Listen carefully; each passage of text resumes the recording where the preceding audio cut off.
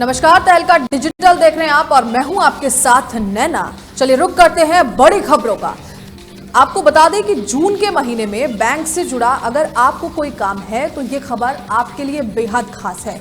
दरअसल जून 2025 में भारत में बैंक 12 दिनों के लिए बंद रहेगा, जिसमें राष्ट्रीय और क्षेत्रीय त्योहारों के साथ साथ नियमित साप्ताहिक अवकाश शामिल है। रिजर्व बैंक ऑफ इंडिया यानी कि आरबीआई द्वारा घोषित इन छुट्टियों की सूची के अनुसार बैंक ग्राहक समय से पहले अपने वित्तीय कार्यों की योजना बना सकते हैं।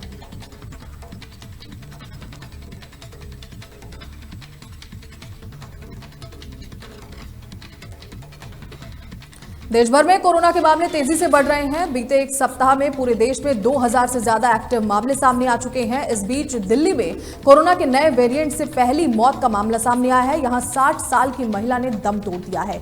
दिल्ली, नोएडा, गाजियाबाद में भी कोरोना तेजी से पैर पसार रहा है। दिल्ली में एक दिन में 56 नए मामले सामने आए हैं। वहीं एक्टिव मामलों की बात करें तो ये संख्या 200 के पार पहुंच चुकी है।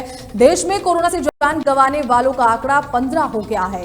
इसमें सबसे ज्यादा 6 मौतें महाराष्ट्र में हुई हैं। दिल्ली एनसीआर में आंकड़ों के मुताबिक अब तक दिल्ली में 294 से ज्यादा संक्रमित मिल चुके हैं। गुरुग्राम में शुक्रवार को 3 नए मरीज मिले हैं। पिछले 10 दिन में शहर में 16 कोरोना संक्रमित मिल चुके हैं।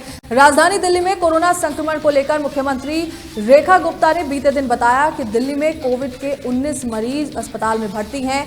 चिंता करने की कोई जरूरत नहीं है। हालांकि लगातार बढ़ रहे मामले और पहली मौत के बाद प्रशासन अलर्ट मोड पर आ चुका है। यही कारण है कि अस्पतालों में टेस्टिंग बढ़ा दी गई है।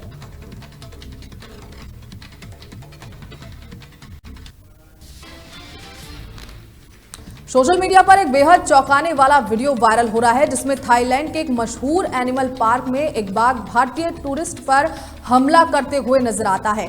दिल दहला देने वाली ये घटना कथित तौर पर फुकेट के टाइगर किंगडम में हुई है, जिसमें इंटरनेट पर वन्यजीव पर्यटन और मानव पशु के बीच घनिष्ठ संबंधों की नैतिकता पर तीखी बहस को फिर से हवा दे दी है। यह वीडियो क्लिप एक्स हैंडल से 29 मई को सिद्धार्थ शुक्ला नाम के एक यूजर ने शेयर की, जिसकी शुरुआत एक बाघ के साथ 2 लोगों के चलने से होती है। इसमें कथित तौर पर जंजीर से बंधे बाघ को थामे हुआ ये व्यक्ति भारतीय टूरिस्ट है, जबकि दूसरा व्यक्ति ट्रेनर है। सिद्धार्थ के अनुसार बाघ का यह हमला थाईलैंड में हुआ, जहां ऐसे खूंखार जानवरों को पालतू के रूप में रखा जाता है और पर्यटक उन्हें खिलाते हैं और उनके साथ सेल्फी भी खिंचवाते हैं। वायरल हो रहे वीडियो में देखा जा सकता है कि टूरिस्ट जैसे ही बाघ के साथ फोटो खिंचवाने के लिए उसके पास बैठता है, तभी खूंखार जानवर उस पर हमला कर देता है। इसके बाद ये व्यक्ति जोर जोर से चीखने चिल्लाने लगता है, लेकिन बाघ उसे छोड़ने का नाम नहीं लेता।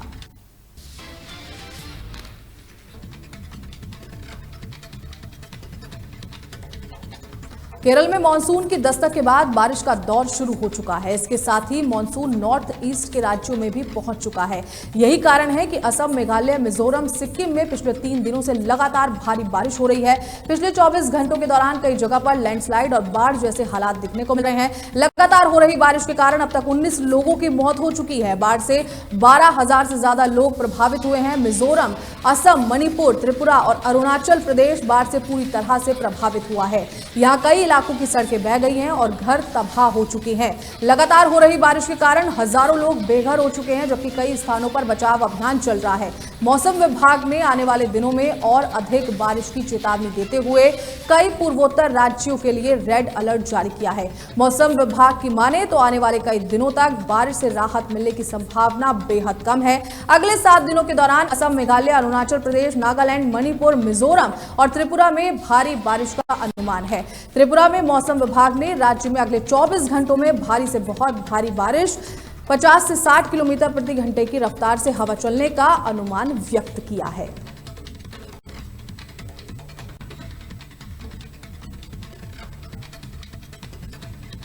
ऑपरेशन सिंदूर के बाद से ही पीएम मोदी के देश भर के अलग अलग राज्यों में दौरे हो रहे हैं। बीते दिनों गुजरात, बंगाल, बिहार, यूपी के बाद अब पीएम मोदी मध्य प्रदेश दौरे पर हैं। यहां देवी अहिल्याबाई महिला सशक्तिकरण महासम्मेलन को उन्होंने संबोधित किया। मध्य प्रदेश सरकार ने देवी अहिल्याबाई होलकर की 300वीं जयंती पर ऑपरेशन सिंदूर के बाद पहला सम्मेलन आयोजित किया है। इस दौरान पीएम मोदी ने कई योजनाओं का शिलान्यास किया। पूरे भोपाल में ऑपरेशन सिंदूर से जुड़े पोस्टर्स लगाए गए। सीएम मोहन यादव ने पीएम मोदी को होलकर राजवंश की पगड़ी पहनाकर मंच पर उनका स्वागत किया। प्रधानमंत्री नरेंद्र मोदी ने अपनी भोपाल जनसभा, एमपी की पहली मेट्रो रेल, सतना और दतिया एयरपोर्ट का वर्चुअल उद्घाटन भी किया। पीएम मोदी ने मंच पर पहुंचने से पहले देवी अहिल्याबाई को लेकर लगी प्रदर्शनी देखी। इसके साथ ही महिला बुनकरों और ड्रोन दीदी से मुलाकात की और बातचीत की।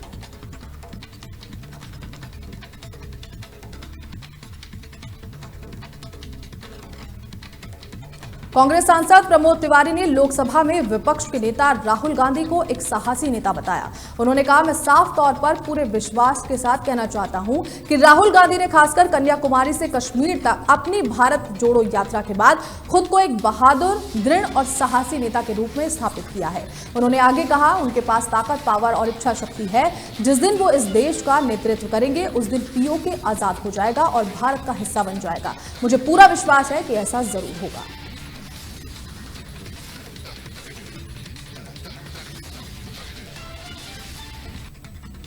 उत्तराखंड के ऋषिकेश में हुए अंकिता भंडारी हत्या मामले में अपर जिला एवं सत्र न्यायाधीश एडीजे रीना नेगी की अदालत ने सजा के प्रश्न पर दोनों पक्षों को सुना।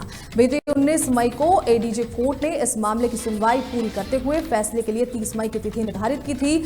अभियोजन पक्ष ने कहा, अंकिता रिजॉर्ट में बतौर रिसेप्शनिस्ट काम करती थी। अभियुक्तों की ओर से घटना से पूर्व उस पर अनैतिक कार्य का दबाव बनाया जा रहा था। अभियोजन पक्ष ने कहा कि अंकिता उनके इस एक्स्ट्रा सर्विस का विरोध कर रही थी और वो रिजॉर्ट से जाना चाहती थी। ये बात पीड़िता कई बार बता चुकी थी, इसलिए अभियुक्तों ने उसे अपने साथ बाहर ऋषिकेश तक घुमाने ले गए, लेकिन पीड़िता अभियुक्तों के साथ वापस बनंतरा रिजॉर्ट नहीं आई।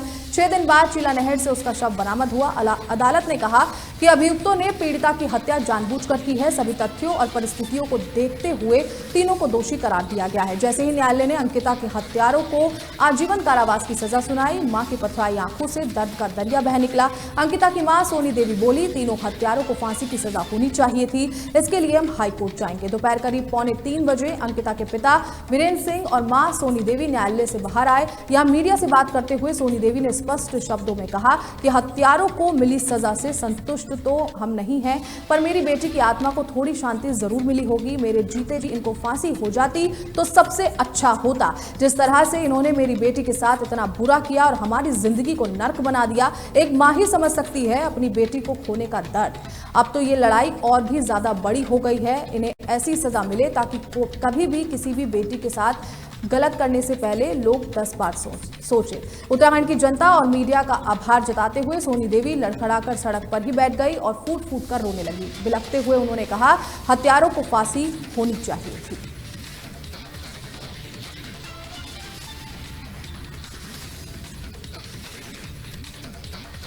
बड़ी खबरों में फिलहाल इतना ही। खबरों को देखने के लिए बने रहें तहलका डिजिटल के साथ। नमस्कार।